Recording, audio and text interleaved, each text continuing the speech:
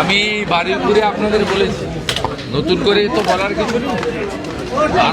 Barasat court capital punishment, আগের সরকার 16টা পিপি বদল করে আসামিদের খালাস করার ব্যবস্থা করেছে। এবারে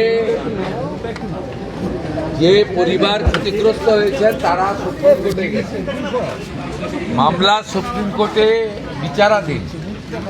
আমি তাদের বলেছি সুপ্রিম কোর্টে রাজ্য সরকারের লয়াররা এখন সহযোগিতা করবে, যাতে তারা যে আবেদন করেছেন সেই আবেদনের সুবিচার থ্রু সুপ্রিম কোর্ট পান। এই মুহূর্তে এটা রাজ্য সরকার বা রাজ্য পুলিশের হাতে নেই যে সুপ্রিম কোর্টের আইনি লড়াইতে রাজ্য সরকারের ভূমিকা, যারা ধর্ষণ করে খুন করেছে বারাসাতের ছাত্রীকে, তাদের পক্ষে থাকবে। এটা আমি মুখ্যমন্ত্রী হিসেবে বলে দিয়ে গেলাম। সেই ধরনের অ্যাডভাইস বা ডাইরেকশন আমাদের স্ট্যান্ডিং কাউন্সিলকে অলরেডি দেওয়া হয়েছে।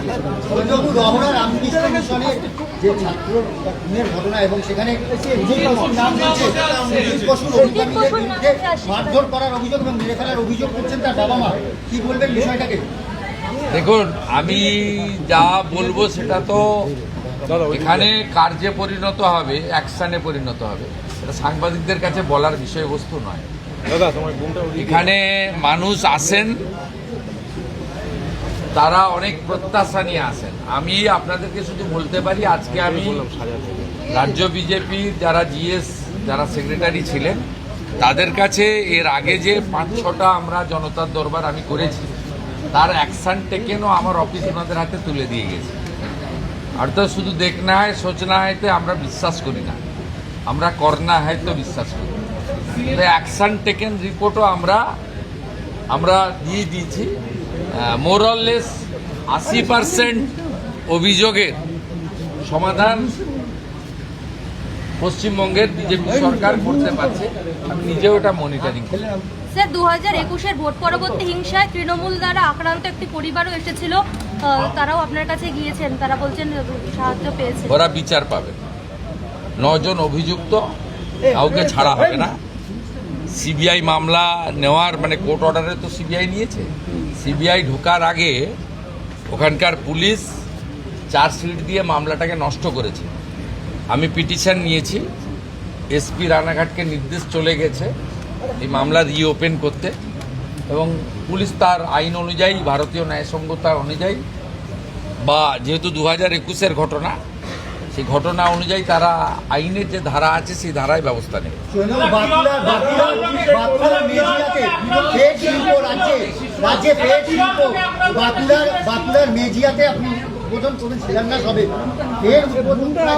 কোটি টাকা কে বলি, 15,000 কোটি টাকা।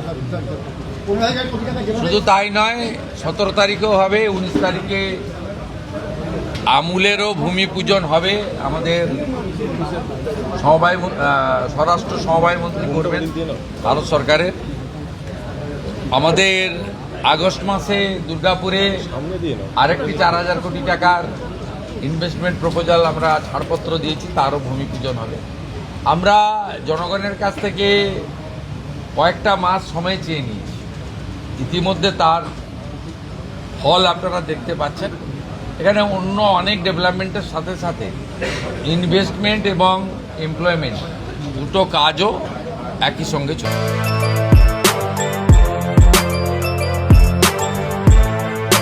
এখন অনেক বড় শ্রী লেদার্স হাওড়া ময়দান।